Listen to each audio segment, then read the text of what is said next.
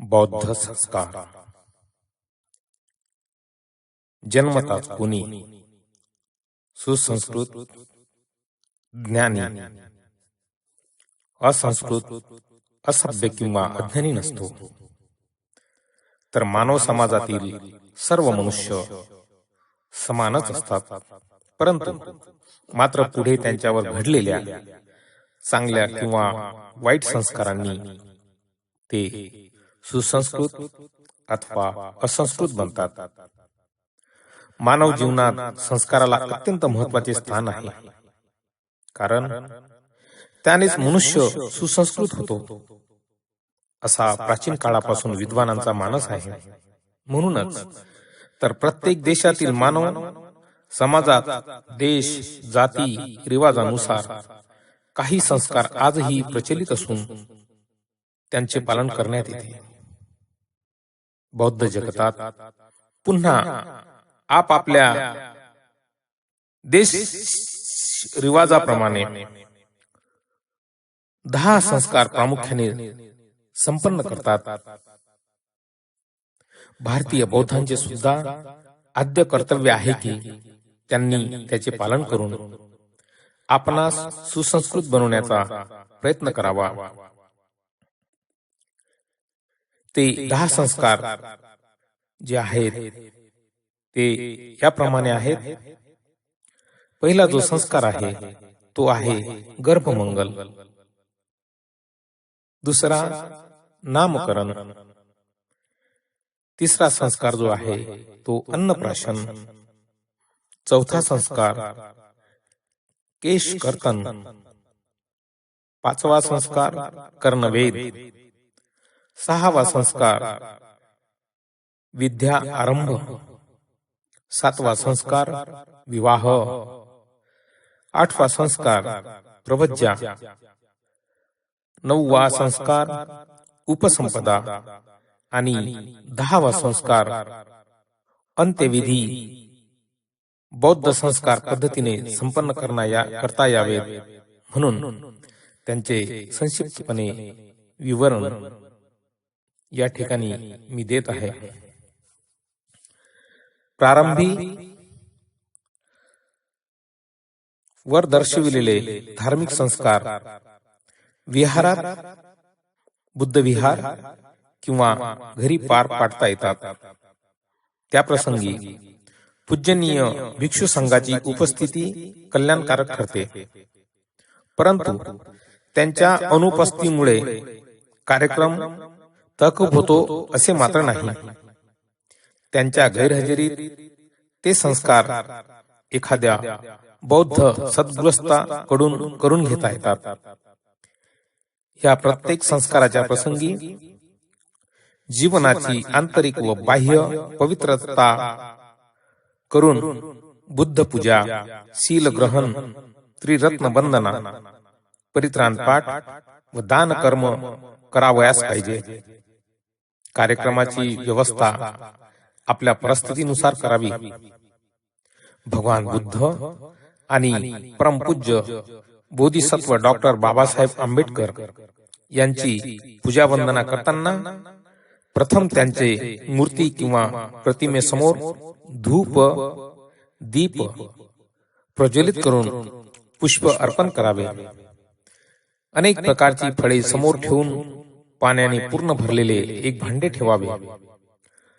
नंतर दोन्ही गुडघे टेकवून श्रद्धायुक्त मनाने त्रिरत्न नमन गाथा म्हणून त्रिवार वंदन करावे. पहिला संस्कार जो आहे तो आहे गर्भमंगल संस्कार. हा पहिला संस्कार आहे जो गर्भस्थित झाल्यानंतर 3 महिन्यांनी केला जातो. त्या दिवशी गर्भवती स्त्रीने स्नान करून नवीन शुभ्र वस्त्र परिधान करावे. नंतर भगवान बुद्धांच्या प्रतिमेची पूजा पुष्प, धूप व दीपानी करावी. पूजेच्या शेवटी दोन्ही गुडघे जमिनीला टेकून भगवंताच्या प्रतिमेस त्रिवार वंदन करावे. पूजनीय भिक्षू असल्यास त्यांनाही अशाच प्रकारे त्रिवार वंदन करावे.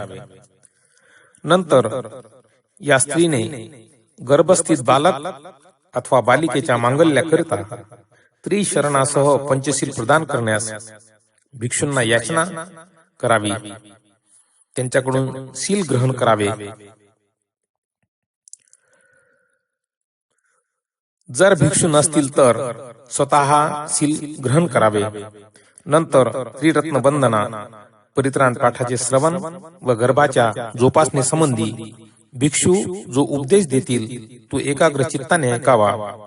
कार्यक्रमाच्या शेवटी उपस्थितांनी पूज्यंनी भिक्षूंना त्रिवार वंदन करून आदरपूर्वक निरोप द्यावा व काही दान करावे. ह्या प्रसंगी आपल्या सामर्थ्यानुसार भोजन दानही देण्यात येते किंवा मिष्टान्न वाटतात. अशा प्रकारे हा संस्कार संपन्न करण्यात येतो. दुसरा जो संस्कार आहे तो आहे नामकरण. हा दुसरा संस्कार आहे. हा बालक अथवा बालिकेच्या जन्मानंतर 5व्या दिवसापासून 5व्या 7व्या महिन्यात केव्हाही करण्यात येतो. त्या दिवशी प्रस्तुत गृहाची स्वच्छता करण्यात येते. प्रस्तुत स्त्री स्नान करून त्रिशरणासह पंचशील ग्रहण करते. नंतर बालकाला आपल्या मांडीवर घेऊन शांत व एकाग्र चित्ताने परित्राण पाठाचे श्रवण करते. नंतर बालकाचे नाव ठेवण्यात येते. नाव प्रज्ञा, प्रतिभा, वीर्य, दया, मैत्री आणि उदारता यांचे प्रतीक असावे. अंधश्रद्धेतून कोणत्याही प्रकारची जातीवाचक किंवा गुणास्पद नाव ठेवू नये. शेवटी भिक्षू असल्यास त्यांना त्रिवार वंदन करावे, आदरपूर्वक निरोप द्यावा व आप्त इष्टांना भोजन अथवा मिष्टान्न द्यावे. अशा प्रकारे आनंद उत्साहाने हा संस्कार पार पाडण्यात येतो. तिसरा जो संस्कार आहे तो आहे अन्नप्राशन. हा बालकाच्या जन्मानंतर 5व्या महिन्यात करण्यात येतो. त्या दिवशी आई बालकासह नवीन शुभ्र वस्त्र परिधान करून तथागत भगवान बुद्धांच्या प्रतिमेची पूजा करते. नंतर भिक्षू कडून अथवा स्वतः त्रिशरण पंचशील ग्रहण करून परित्राण पाठाचे श्रवण करावे. शेवटी भिक्षू अथवा बौद्धाचार्य एका वाटीत खीर घेऊन नमो तस्स भगवतो अर्हतो सम्मा संबुद्धस्स असे म्हणून चमच्याने बालकास चाटवितो. नंतर धम्म उपदेश, धम्मदेशना व आशीर्वाद देऊन हा संस्कार संपन्न होतो. चौथा जो संस्कार आहे तो आहे केश कप्पन. हा जन्मानंतर 3 वर्षाच्या आत केव्हाही केला जातो. ह्या दिवशी प्रथम भिक्षू बालकाच्या डोक्याचे वस्त्र्याने 2-4 केस कापतो. नंतर न्हाव्याकडून त्याच्या डोक्याचे मुंडन करून घ्यावे. केस पिठाच्या उंड्यात बंद करून त्यांनी बालकाचे डोके पुसावे. तो उंडा मैदानात गाडावा अथवा प्रवाहात प्रवाहित करावा. नंतर बालकाला स्नान घालून नवीन वस्त्र परिधान करून आई अथवा वडिलांना त्याला मांडीवर घेऊन त्रिशरणासह पंचशील ग्रहण करून त्रिरत्न वंदना व परित्राण पाठाचे श्रवण करावे. 5वा जो संस्कार आहे तो आहे कर्णवेध. कर्णवेध म्हणजे कान टोचणे. जन्मानंतर 5व्या वर्षी हा संस्कार केला जातो. केव्हा केव्हा केस कर्तन व कर्णवेध हे दोन्ही संस्कार एकाच वेळी करण्यात येतात. त्या दिवशी त्रिशरणासह पंचशील ग्रहण करून परित्राण पाठाचे श्रवण करण्यात येते. नंतर एखाद्या चतुर हुशार मनुष्याकडून कान टोचून बाळी भरण्यात येते. 6वा जो संस्कार आहे तो आहे विद्या आरंभ. हा जन्मानंतर 3ऱ्या किंवा 5व्या वर्षी करण्यात येतो. त्या दिवशी बालकाला नवीन वस्त्र परिधान करून बुद्ध विहारात घेऊन जातात व त्याच्याकडून बुद्ध पूजा करून घेतात. नंतर लेखन देऊन त्याच्या हाताच्या सहाय्याने त्याच्याकडून बुद्धं शरणं गच्छामि, धम्मं शरणं गच्छामि, संघं शरणं गच्छामि लिहून घेतात. त्यानंतर व्यवस्थेनुसार बालक एखाद्या विद्यालयात जाऊन विद्यायन करू शकतो. 7वा जो संस्कार आहे हा विवाह विधी. हा संस्कार महत्वपूर्ण संस्कार आहे, कारण याच्यापासून गृहस्थ जीवनाला आरंभ होतो. म्हणूनच याला गृहस्थ जीवनाची आधारशिलाही म्हणतात.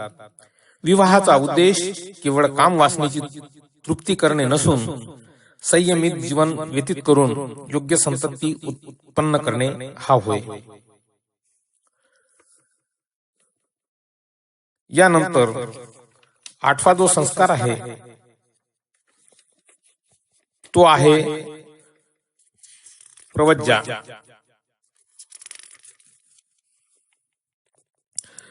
बौद्ध धर्मात प्रचलित रिवाजाप्रमाणे सर्वांना आयुष्यात एकदा प्रवजित व्हावे लागते. प्रवजित झालेल्या व्यक्तीला श्रामणेर म्हणतात. श्रामणेराला 10 शिलांचे पालन करावयाचे असते. श्रामणेर दीक्षा 3 दिवस, 5 दिवस, 7 दिवस अथवा 15 दिवसापासून 1-2 वर्ष पर्यंत सुद्धा असते. ही दीक्षा घेतल्यानंतर भिक्षूंच्या सहवासात विहारात राहून ध्यान, भावना आणि अध्ययन मनन यात वेळ घालवण्यात येतो. ही दीक्षा एखाद्या भिक्षूकडूनच घेतली जाऊ शकते. हिचा विधी भिक्षूंना माहीत असतो. विनय पिटकात त्यांचे संपूर्ण वर्णन आहे. या विधीविषयी सर्व विनय पिटकामध्ये माहिती आहे. श्रामणेर 10 शिलांच्या बरोबर आणखी 75 शेख्यांचे पालन करावे लागते. प्रवज्जा विधीची याचना गृहस्थ श्रामणेर होण्यासाठी भिक्षू जवळ जाऊन करतो आणि हा विधी भिक्षूच्या माध्यमातून संपन्न होतो. 9वा जो संस्कार आहे तो आहे उपसंपदा विधी. ही दीक्षा अशा श्रामणेरांना अथवा व्यक्तींना देण्यात येते की जे अजन्म भिक्षू राहण्याची इच्छा करतात. उपसंपन्न भिक्षू करिता 227 नियम आहेत, ज्यांचे पालन त्यांना करावे लागते. ही दीक्षा उपसंपदा घ्यावयास सीमा असेल तेथे दिल्या जाते, किंवा नदीच्या प्रवाहात एखादे नावे सारखे साधनानंतर किंवा वाळूवर सीमा निर्धारित करून दिले जाते. या विधीसाठी 10 भिक्षू आवश्यक असतात. ही दीक्षा मध्य प्रदेश, उत्तर प्रदेश आणि बिहार प्रांतात 10 भिक्षूकडून दिली जाते, तर अन्य प्रदेशात प्रामुख्याने बंगालमध्ये 5 भिक्षूकडून दिली जाते.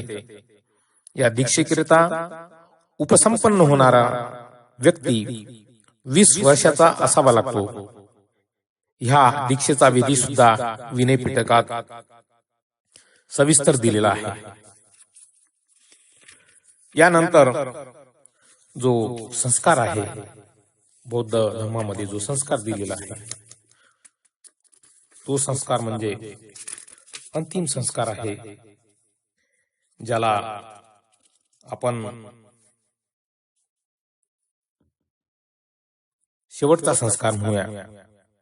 हा शेवटचा संस्कार आहे जेव्हा कोणी मृत्यू पावण्याच्या अवस्थेत असतो तेव्हा त्याला भिक्षू अथवा एखाद्या चांगल्या धम्म जाणकाराकडून